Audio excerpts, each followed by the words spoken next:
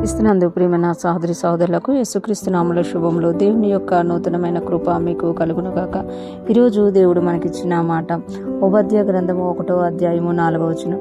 చోరులే గాని రాత్రికి అన్నం వేయువారే గాని నీ మీదకి వచ్చిన యెడల తమకు కావలసినంత మట్టుకు దోచుకొందురు కదా.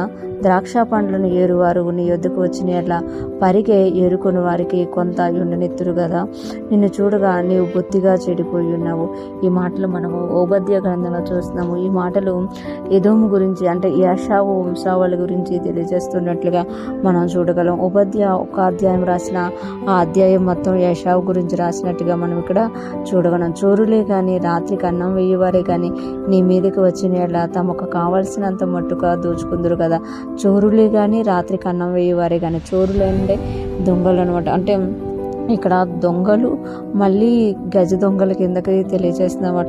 ఆ చోరులే కానీ రాత్రికి అన్నం వేయవేరే కానీ నీ మీదకి వచ్చిన అట్లా తమకు కావలసినంత మట్టుగా దోచుకుందరు కదా. అంటే వాళ్ళు ఎంత దోచుకోగలరో అంత దోచుకుంటారు. మనం చూస్తూ ఉంటాం, దొంగలు పడిన లేకపోతే రహదారిలో వెళ్తున్నప్పుడు గజ దొంగలు పట్టుకున్న వాళ్ళు ఎంత మనం తీసుకోగలరో అంత తీసుకుంటున్నట్టుగా మనము చూడగలం అన్నమాట. ఇంకొక మాట అంటున్నారు కదా, ద్రాక్ష పండ్లను ఏరువారు నీ యొద్దకు వచ్చిన యెడల పరిగి ఏరుకుని వారికి కొంత ఉండనెత్తురు కదా.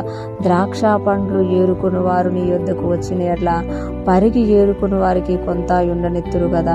అంటే ద్రాక్ష పండ్లు ఏరుతున్నప్పుడు కొన్ని వదిలేస్తుంటారన్నమాట. అవి యాత్రికులు, పరదేశులు లేనివారు వాటిని ఏరుకుంటూ ఉంటారు. అట్లా కొంత ఉండనిస్తారు. కానీ నిన్ను చూడగా నువ్వు బొత్తిగా చెడిపోయినావు, అంటే దేనికి పనికి రాకుండా అయిపోయావు నువ్వు, అంటే బొత్తిగా చెడిపోయి ఉన్నావు అని ఇక్కడ యాషావు గురించి దేవుడు తెలియజేస్తున్నారన్నమాట.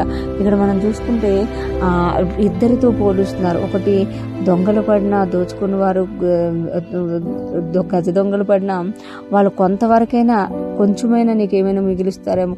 వాళ్ళకి ఇష్టమైనంత దోచుకున్నా ఏదో ఒకటి నీకు మిగులుతుంది. ద్రాక్ష పండ్లు ఏరుకుని వారు వచ్చినప్పుడు కొంచెమైనా పరిగిని వదిలేస్తారు. కానీ నీ విషయంలో చూస్తే నిన్ను చూడగా నువ్వు బొత్తిగా చెడిపోయి ఉన్నావు అని తెలియజేస్తున్నమాట. అంటే నీ పరిస్థితి ఎలా ఉంది అని అంటే వాళ్ళిద్దరూ చేసిన దానికన్నా ఇంకా ఎక్కువగా నువ్వు చెడిపోయి ఉన్నావు కనుక నువ్వు దేవుని వైపు తిరగలేదు కనుక ఇలా జరిగింది అని యాషావును ఇక్కడ ఓబద్య ద్వారా దేవుడు గద్దిస్తున్నట్టు మనము చూడగలమంట.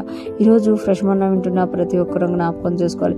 ఎప్పుడైతే మనము దేవుని సన్నిధిలో ఎదుగుతామో దేవుని ఆశీర్వాదాన్ని చూస్తాము. ఒకవేళ దేవుని సన్నిధిలో నుండి మనం తొలగిపోతున్నప్పుడు ఇలాగ యాషావు లాంటి జీవితం కలుగుతుంది అని మనకి ఓబద్య గ్రంథంలో ఒక హెచ్చరికగా ఈ మాట తెలియజేస్తుందన్నమాట. ఎప్పుడైతే మనము దేవుని వైపు తిరుగుతామో ఆశీర్వాదం మనల్ని వెంబడిస్తుంది. ఎప్పుడైతే మనం దేవుని యొద్ద నుండి తొలగిపోతామో దుష్టుడు వెంబడిస్తాడు. వాడు సమస్తాన్ని దోచుకునేవాడిగా ఉంటాడు, సమస్తాన్ని నాశనం చేసేవాడిగా ఉంటాడనమాట. అందుకే ఈరోజు మనం ఫ్రెష్ మన్నా ద్వారా దేవుడు మనకు తెలియజేస్తున్నారు కదా, దేవుణ్ణి హత్తుకునే వారిగా మనం ఉండాలి, ఆయనతో మనం జీవించాలి. అప్పుడు మనం అనేక మందికి, కొంచెం కాలం శ్రమలు పొందిన తర్వాత అనేక మందికి ఆశీర్వాదకరంగా మారుతామట. అటువంటి గొప్ప కృప మనందరికీ కలుగునుగాక. దేవుని యొక్క కృపలో మనం వృద్ధిల్లుతూ ముందుకు సాగిపోదుముగాక. ఆమేన్.